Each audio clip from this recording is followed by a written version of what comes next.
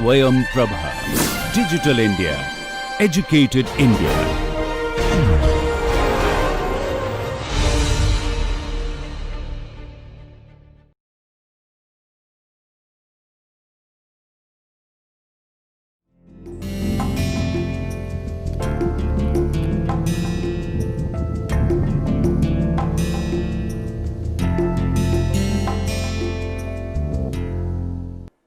Konnichiwa मिनासान, नमस्कार। आज के इस जापानी लेसन में आपका सबका स्वागत है। पिछले हफ्ते हम लोगों ने इकुरा देस का किया, चीज़ों का मूल्य जानने का प्रयास किया, गिनतियाँ करी, कांजी करी हम लोगों ने नई, उससे कुछ शब्द नए किए। तो आज भी हम लोग कुछ नया ही करेंगे। आज हम आपको कुछ एक्सप्रेशंस बताएंगे, जापानी में कुछ नए एक्सप्रेशंस। कैसे दुकान में आप जाते हैं, क्या दुकानदार कहता है, आपको क्या कहना चाहिए, वो पढ़ेंगे। और जो आपने अपने पुराने लेसन्स में किया है, कोरे सोरे अरे कोनो सोनो आनो, उस सीरीज़ का जो प्रश्नवाचक शब्द हैं उनका अंतर जानने का प्रयास करेंगे। तो आइए हम लोग शुरू करते हैं अपना लेसन। तो सबसे पहले देखिए क्या है यहाँ पे, इराशाइमासे। ये क्या है? इराशाइमासे एक शब्द है जापानी में जिसका अर्थ है वेलकम। देखिए इस छोटे से काइवा में, कॉन्वर्सेशन में एक दुकानदार और एक ग्राहक का ये काइवा है। इसमें सबसे पहला शब्द जो है वो इराशाइमासे है। जापान में कभी भी आप कहीं दुकान में जाइए या किसी आप होटल में जाइए या डिपार्टमेंट स्टोर में जाइए, तो दुकानदार या जो भी वहाँ व्यक्ति मौजूद है वो आपका ज़रूर स्वागत करता है, और स्वागत करते हुए झुक करके वो इराशाइमासे कहता है कि आप हमारे स्टोर में, हमारी दुकान में आप आए, इसके लिए बहुत बहुत धन्यवाद, आपका स्वागत है। तो ये जो काइवा है ये दुकानदार और ग्राहक के बीच का काइवा है। एक बार इसको पढ़ते हैं और इसमें जो नई चीज़ें हैं उसको जानने का प्रयास करते हैं। इराशाइमासे, सुमिमासेन, आनो कुत्सुशिता वा नाइरोन देसु का? दोनो कुत्सुशिता देसु का? आनो अकाई कुत्सुशिता देसु। आरे वा मोमेन देसु। आनो मोमेन नो कुत्सुशिता वा इकुरा देसु का? 240 円です。それをください。ありがとうございます。またいらしてください। तो इसमें दो तीन चीज़ें और भी नई हैं, जैसे सुमिमासेन, दोनों, आनो आकाई और माता इराश्ते कुदासाई। सबसे पहले सुमिमासेन। आपने पहले सुमिमासेन किया है अपने प्रीवियस लेसन्स में। उसमें सुमिमासेन का अर्थ है सॉरी। आपको बताया गया है सॉरी कि माफ़ कीजिएगा, मुझसे ऐसी गलती हो गई। जब आपसे कोई गलती हो या आपने कोई गलत काम किया हो तब सुमिमासेन कहा जाता है। लेकिन यहाँ पे सुमिमासेन जो है वो गलती के लिए नहीं है, वो दुकानदार का जो अटेंशन है वो अपनी तरफ करने के लिए है कि सुनिए, इसका अर्थ है सुनिए, ज़रा एक बार मेरी बात सुनिए। तो वो सुमिमासेन है। तो सुमिमासेन, एक्सक्यूज़ मी अंग्रेज़ी में कहते हैं। आनो कुत्सुशिता वा नाइरोन देसु का? आनो कुत्सुशिता, वो जो वहाँ कुत्सुशिता है, वो जो वहाँ मोज़ा है, वो नायलॉन का है क्या? तो दुकानदार और ग्राहक, क्योंकि दोनों की ही पास से वो जो मोज़ा है वो दूर है, दुकानदार को समझ में नहीं आ रहा है, तो वो कहता है दोनों कुत्सुशिता देसु का, जिसका अर्थ है कि वहाँ इतने सारे मोज़े रखे हैं, उन मोज़ों में से कौन सा मोज़ा? तो दोनों का अर्थ है कौन सा, यानी कि कोई भी दो या तीन चीज़ें दिखाकर उसमें से पूछा जाए कि कौन सी वस्तु के बारे में आप बात कर रहे हैं। आनो अकाई कुत्सुशिता देसु। अब ग्राहक जो है वो और मोज़े के बारे में बताता है और कहता है कि वो जो लाल मोज़ा है मैं उसकी बात कर रहा हूँ। जैसा कि आपको पता है दूसरा सेंटेंस, अरे वा मोमेन देसु, आनो मोमेन नो कुत्सुशिता वा इकुरा देसु का? 240 円です。それをください。ありがとうございます。それをくださいआप पहले कर चुके हैं, यानी कि मुझे वो दे दीजिए। ये जापानी में है, आप लिख करके अभ्यास कर सकते हैं घर में। जैसा कि आपको बताया, इराशाइमासे हमेशा झुक करके स्वागत किया जाता है अपनी दुकान में। अब यहाँ पर है दोनों कुत्सुशिता देश का, जैसा कि आपको अभी हमने बताया है दोनों कुत्सुशिता देश का, तो इसके बारे में हम लोग पढ़ते हैं। अपने प्रीवियस लेसन में कोरे सोरे अरे और कोनो सोनो आनो ये दोनों सीरीज करी हैं। कोरे का जो प्रश्नवाचक शब्द है वो है दोरे, और कोनो सीरीज का जो प्रश्नवाचक शब्द है वो है दोनों। अब इन दोनों में अंतर क्या है? जैसा कि आपको पहले बता चुके हैं, कोरे सोरे अरे जो सीरीज है वो वस्तुओं के लिए प्रयोग में आती है, तो दोरे भी वस्तुओं के लिए ही प्रयोग में आएगा। दोरे के बाद पार्टिकल वा लगाया जाता है। जब पूछने वाला और सुनने वाला दोनों वस्तु को देख सकते हैं तो कोई भी दो चीज़ें दिखा करके पूछा जा सकता है कि कौन सी वस्तु है। दोरे देस का, कुत्सुशितावा दोरे देस का। अब आपने कोनो सोनो आनो सीरीज भी करी है, उसमें हमेशा कोनो सोनो आनो के बाद संज्ञा लगाई जाती है। जिस वस्तु के बारे में हम बात कर रहे हैं उसको वहाँ कह करके, बता करके तब पार्टिकल वा लगाया जाता है। जैसा कि अभी आप देखेंगे, इसका बेसिक अंतर यही है। दोनों और दोरे, दोनों में संज्ञा के बाद वा लगता है और दोरे में सीधे वा लगाया जाता है। दोरे वस्तुओं के लिए है और दोनों वस्तु और व्यक्ति दोनों के लिए है। अब आप देखिए यहाँ पे दोनों कुत्सुशिता देश का, तो कोरे सोरे अरे जैसा हमने आपको बताया आपने किया है। कोनो सोनो आनो भी आप कर चुके हैं। कोरे के बाद वा लगता है, कोनो के बाद संज्ञा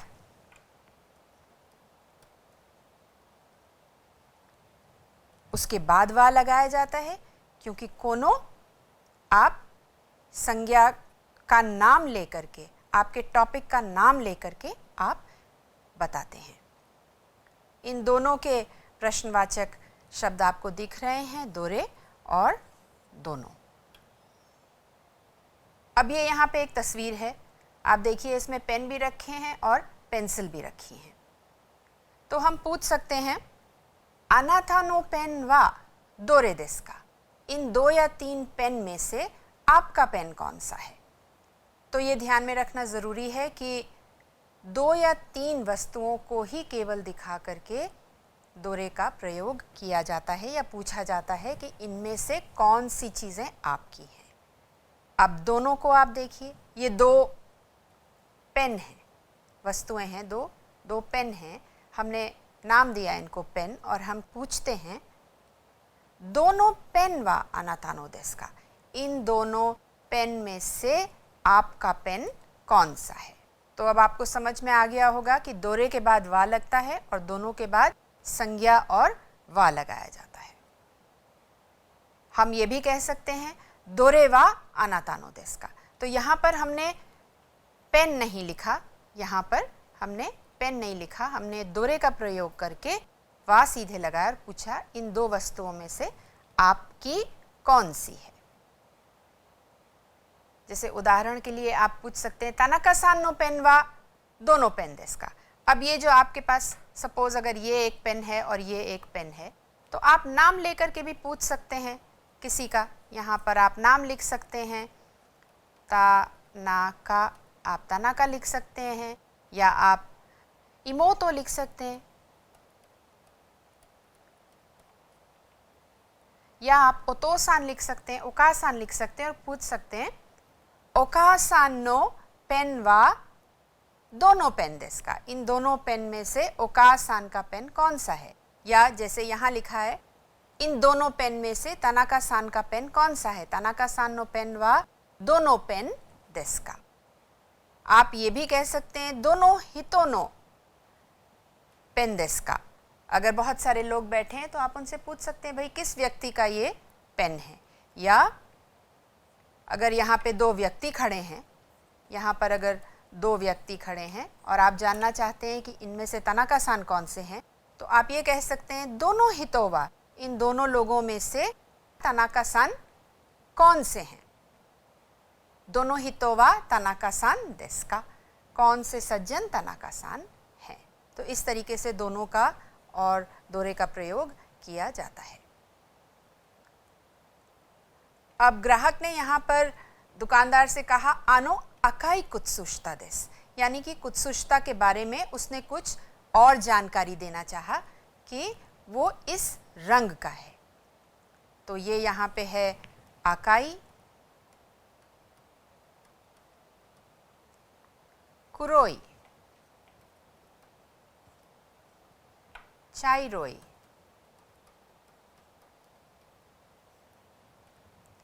आओई,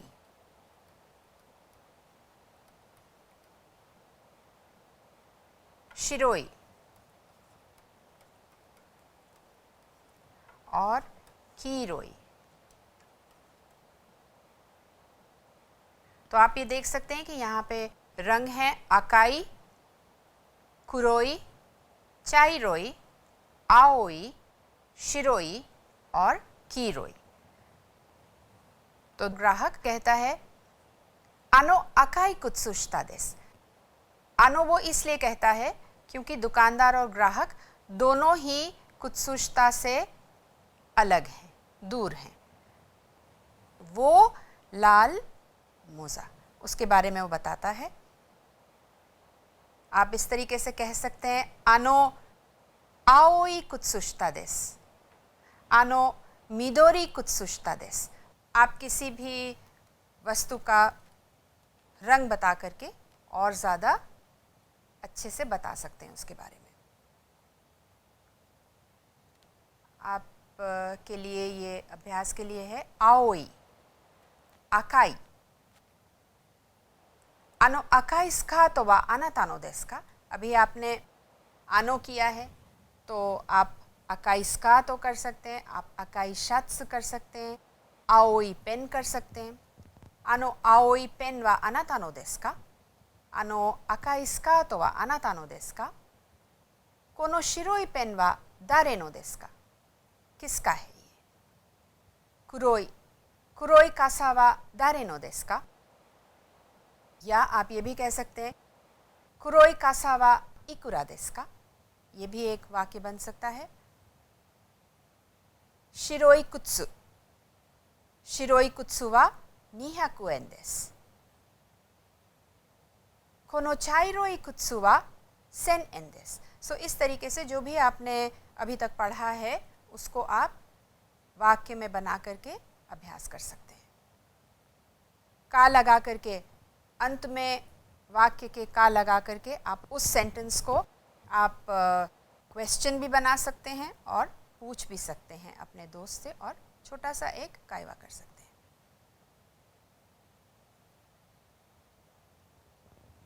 अब कायवा के अंत में जो दुकानदार है वो कहता है माता इराश्ते कुदासाई। माता इराश्ते कुदासाई क्या है?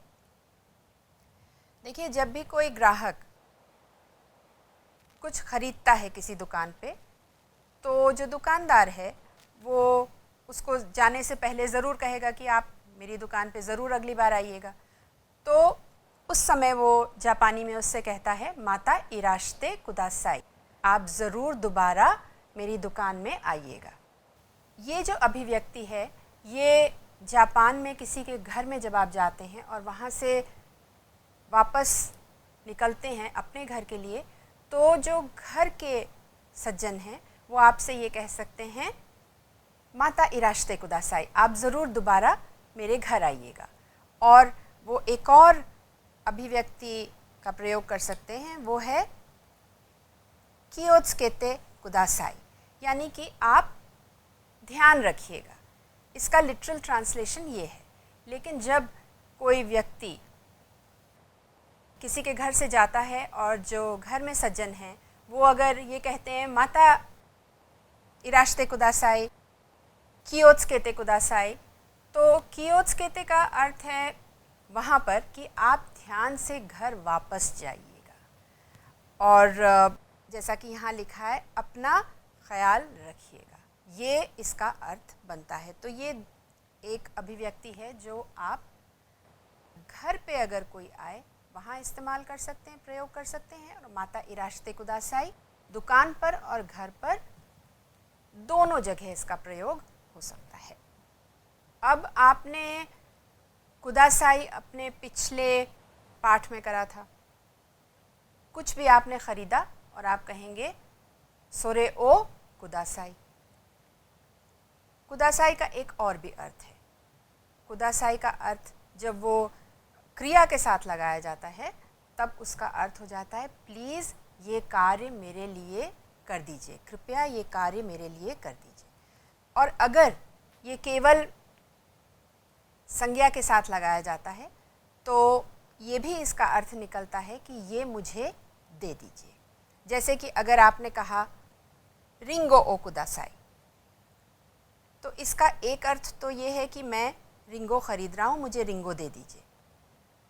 ऐसा भी हो सकता है कि आप केवल उसको लेना चाहें या देखना चाहें, तो आप कह सकते हैं होन ओ कुदासाई।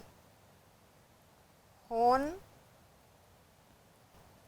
ओ कुदासाई मतलब ये किताब मुझे दे दीजिए। उसी प्रकार से जैसे यहाँ पे रिंगो ओ कुदासाई है, रिंगो ओ ओनेगाई शिमास, कृपया मुझे रिंगो दे दीजिए, इसका अर्थ भी यही निकलता है।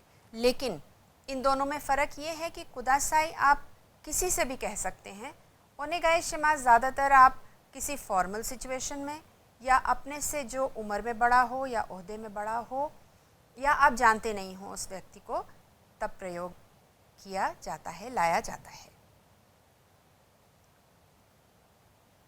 जैसे इसमें है रिंगो ओ कुदासाई, रिंगो ओ ओनेगाई शिमास। जैसा अभी हमने आपको बताया है कि ओनेगाई शिमास अपने से बड़ों से प्रयोग में लाया जाता है।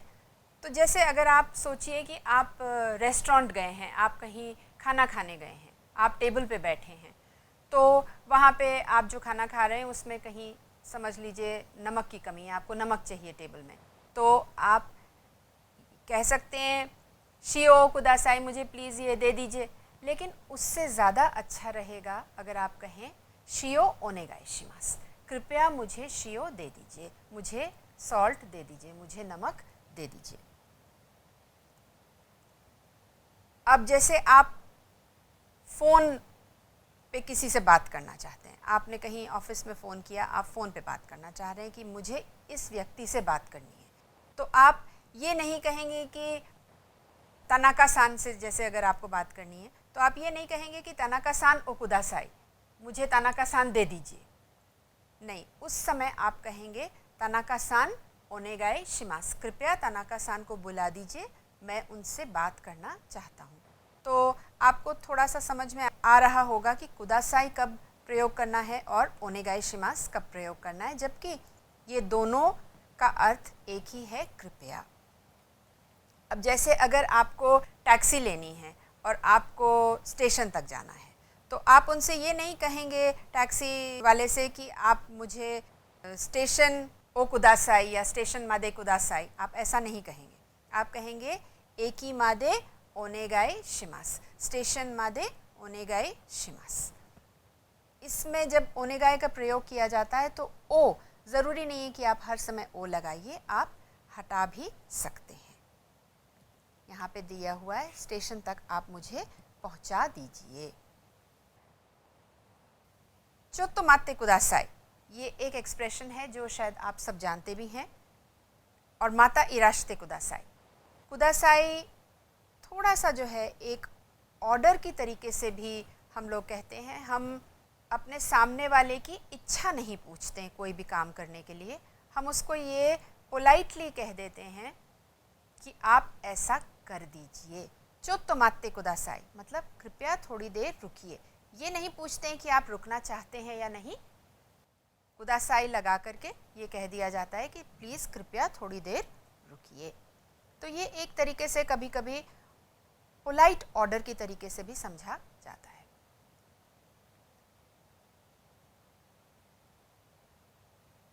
अब देखिए, सुमिमासेन अकाइस का तो वह इकुरा देस का सेन एन देस, उन्होंने बताया 1000 येन की है।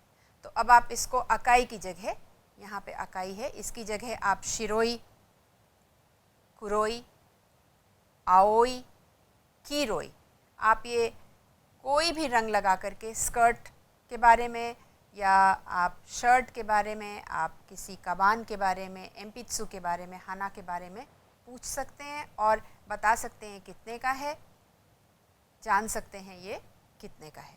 तो ये आप अपने मित्र के साथ इसका अभ्यास करिए। अब पिछले हमारे पाठ में आपने किया था इकुरा, इकुरा यानी कि इसका मूल्य कितना है। इकुत्सु उससे पहले किया था, नानसाई देस का। तो आज इनका फ़र्क देखते हैं कि ये क्या है। इकुरा, मिकान व इकुरा देस का, मिकान का मूल्य क्या है, ये हमने पिछले अपने पाठ में किया था। ये भी एक प्रश्नवाचक शब्द है। हमेशा ये जो प्रश्नवाचक शब्द है ये आपके टॉपिक के बाद है। टॉपिक जनरली नाउन ही हो गया, संज्ञा ही होगा। तो मिकान वा, मिकान के बारे में बात कर रहे हैं, मिकान के बारे में जानना चाहते हैं, इसलिए मिकान वा इकुरा देस का, कितने का है। नाउन प्लस वा इकुरा देस का। जो भी टॉपिक होगा वो ज़्यादातर नाउन या प्रोनाउन होगा, संज्ञा या सर्वनाम ही होगा, इसीलिए नाउन प्लस इकुरा देस का, रिंगो वा इकुरा देस का। अब इकुत्सु, ये भी एक प्रश्नवाचक शब्द है। इकुत्सु का जो साधारण रूप है वो आपने किया है साई, नान साई देस का, आप कितने बड़े हैं। तो जब आप किसी व्यक्ति से जो आपसे उम्र में बड़े हैं या कोई फॉर्मल सिचुएशन है उसमें जब आप पूछते हैं किसी की उम्र, तो आप इकुत्सु लगाकर पूछते हैं, साई लगाकर नहीं पूछते हैं। जैसा कि यहाँ पे दिया हुआ है तनाका सान। अब आप तनाका सान को जानते नहीं हैं तो तनाका सान वा, फिर से आपके टॉपिक हैं, आपके सब्जेक्ट हैं, वो इनके बारे में आप जानना चाहते हैं, इसलिए तनाका सान वा इकुत्सु देस का। अगर आप किसी व्यक्ति की उम्र जानना चाहते हैं जो आपसे बहुत उम्र में बड़े हैं, जैसे कि आप अपने दोस्त के, मित्र के पिताजी की उम्र जानना चाहते हैं, तो आप कह सकते हैं ओतो सान वा ओ इकुत्सु देस का, यानी कि आप यहाँ पर ओतो सान लगा सकते हैं।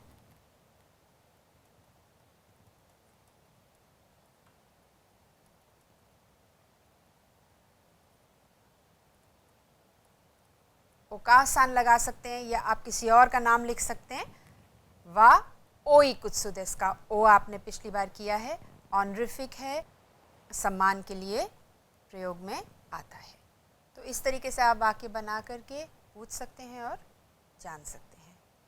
रिंगो वा इकुत्सु देस का। अब ये यहाँ पर इकुत्सु थोड़ा अलग तरीके से आया है। यहाँ पर इसका प्रयोग जो है वो नंबर जानने के लिए है कि ये वस्तु जो है वो कितनी है नंबर में। तो ये जो इकुत्सु का प्रयोग है ये हम थोड़ा सा बाद में करेंगे। फ़िलहाल इतना जानने के लिए काफ़ी है कि ये नंबर के लिए है, और जब साई के लिए प्रयोग किया जाता है तो इकुत्सु या ओ इकुत्सु लगाया जाता है। दारे और नान, ये भी दोनों प्रश्नवाचक शब्द हैं और इनका क्या फ़र्क है देखिए। अनोहितो वा दारे देस का, दारे यानी कि हमेशा हितों के लिए, व्यक्ति के लिए प्रयोग में आएगा। तनाका सान वा दारे देस का, यहाँ पर भी देखिए हितो है, तनाका सान वा दारे देस का, यानी कि तनाका सान कौन है। आप क्या ये प्रयोग कर सकते हैं अरे वा दारे देस का? इसका प्रयोग जैसा कि यहाँ पे दिखाया है नहीं हो सकता है, क्योंकि अरे जो है वो केवल वस्तुओं के लिए है। वस्तु के लिए प्रयोग में आता है कोरे सोरे अरे, तो इसलिए अरे वा दारे देस का नहीं होगा, अरे वा नान देस का होगा, नान देस का। वो क्या है? दोनाता देस का। आपने दारे अभी किया, दारे का जो पोलाइट फॉर्म है वो दोनाता है। दोनाता तब प्रयोग किया जाता है जब आप किसी बड़े के बारे में पूछ रहे हैं या आपको पता नहीं है कि कौन है। जैसे कि आप सोचिए आप घर के अंदर हैं और बाहर से किसी ने नॉक किया, बाहर से किसी ने खटखटाया, तो आप क्या पूछेंगे? आपको पता नहीं है कि वो सज्जन जो हैं वो बड़े हैं, छोटे हैं, कौन हैं, तो आप ज़्यादातर जापान में यही पूछेंगी दोनाता देस का, या आप ये पूछेंगे कि दोनाता सान देस का। अगर आप और भी पोलाइट होना चाहते हैं तो आप कहेंगे दोनाता सामा देस का, दोनाता सान देस का, दोनाता सामा देस का। कोरे वा नान देस का, जैसा कि आपको बताया कोरे वस्तुओं के लिए है, वस्तु के लिए है ये सीरीज, इसलिए नान प्रयोग होगा, यहाँ पे दारे नहीं लगाया जाएगा। अच्छा ये बताइए कि ये तस्वीर देख करके आपको क्या लगता है? यहाँ पे ये दो सज्जन खड़े हैं, तनाका सान है, मीरा सान है, और ये एक बिल्डिंग है और तनाका सान कुछ कह रहे हैं। इनकी बात सुन करके मीरा सान जो हैं कुछ परेशान हैं, उनको कुछ समझ में नहीं आ रहा है, तो पूछते हैं सुमिमासेन आनो तातेमोनो वा गिंको देस का? ये जो तातेमोनो है, ये जो बिल्डिंग है, ये गिंको है क्या, ये बैंक है क्या? तो मीरा सान बेचारी घबरा जाती हैं और वो उनसे कहती हैं सुमिमासेन युक्कुरी ओनेगाई शिमास, सुमिमासेन युक्कुरी ओनेगाई शिमास, कृपया आप थोड़ा धीरे से बात करिए। या वो ये भी कह सकती हैं अगर उनको समझ में नहीं आया, सुमिमासेन मो इचिदो ओनेगाई शिमास। अभी आपने ओनेगाई शिमास किया है, तो मो इचिदो का अर्थ है कृपया एक बार दोबारा से, मो इचिदो एक बार दोबारा, ओनेगाई शिमास कृपया एक बार दोबारा दोहरा दीजिए, बता दीजिए। तो ये जापान में अगर आप जा रहे हैं तो ज़रूर ये दोनों एक्सप्रेशंस याद रखिए, क्योंकि बहुत काम आते हैं। अब जैसा कि आपसे हमने वादा किया है हम लोग कांजी करेंगे, तो ये देखिए ये कांजी क्या है, ये तस्वीर क्या है कहना चाहिए। तस्वीर क्या है? तस्वीर है एक फाटक की और फाटक खुला है, तो एंट्रेंस बता रहा है, और एंट्रेंस की जो कांजी है वो ऐसे लिखी जाती है, 1 और 2। पहला स्ट्रोक ये है और दूसरा स्ट्रोक ये है। हमेशा ये याद रखने वाला है क्योंकि ये बहुत ज़्यादा तो की कांजी से मिलती है, जो कि पहला स्ट्रोक ये आता है और दूसरा स्ट्रोक ये आता है। तो हम आज ये कांजी कर रहे हैं एंट्रेंस की हाईरू, हा ई रू, हा ई रू, या ई रे रू, ई रे रू, यानी कि कुछ डालना। हाईरू माने एंटर करना, अंदर प्रवेश करना। तो ये कांजी है और ये आती कहाँ से है? देखिए बहुत ही अलग अलग तरीके की, जैसा आप उसको सोचिए उस तरीके से आप उसकी इमेज या उसका पिक्टोग्राम बना सकते हैं, आइडियोग्राम बना सकते हैं। तो ये आता है कि एक नदी है और नदी में एक छोटी नदी आकर के मिलती है, तो ये वहाँ से पिक्टोग्राम आता है। कुछ लोगों का मानना है कि एक टेंट है और उसमें एक व्यक्ति जो है अंदर जा रहा है, घुस रहा है उस टेंट में, तो ये वहाँ से भी आती है। कुछ लोगों को इसकी इमेज जो आती है वो आती है कि एक पेड़ है और पेड़ में से जो ब्रांचेस हैं वो निकल रही हैं, तो वो उसमें आकर के मिलती हैं, उससे आती है। तो अलग अलग तरीके से अलग अलग सोच है, पर ज़्यादातर यही है कि नदी है और नदी में दूसरी नदी आकर के मिलती है, तब ये हाईरू की कांजी बनती है। तो पहला स्ट्रोक ये है और दूसरा स्ट्रोक यहाँ है। देखिए ये है। दूसरी कांजी है देरू की। ये देरू कैसे बनता है? देरू का अर्थ है एग्जिट। एग्जिट यानी कि बाहर जाना। तो ये व्यक्ति दरवाजे की तरफ भाग रहा है और इसकी जो कांजी बनती है वो है इस तरीके से बाहर भागना।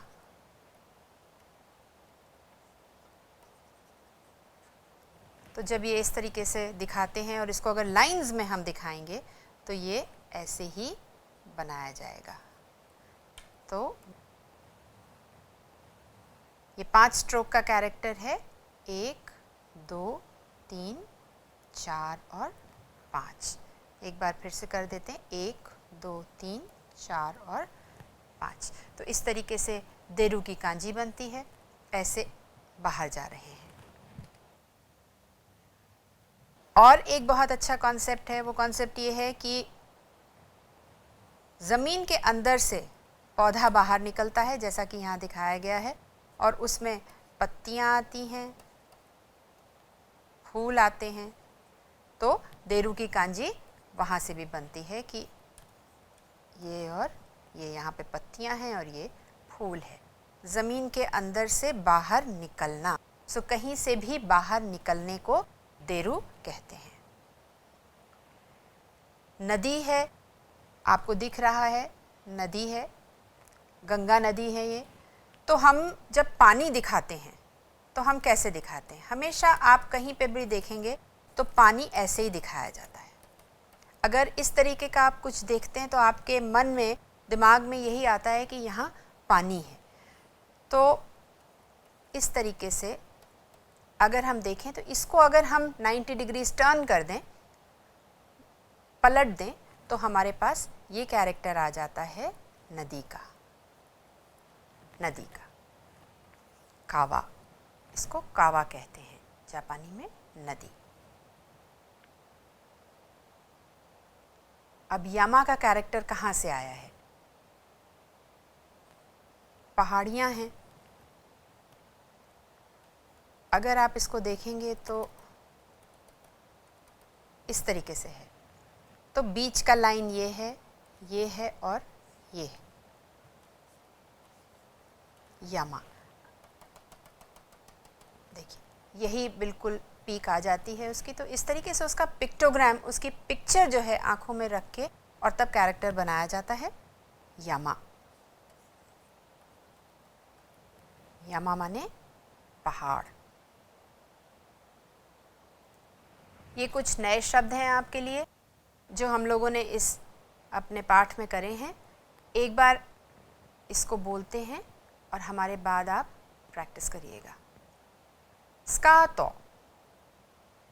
शर्ट्स,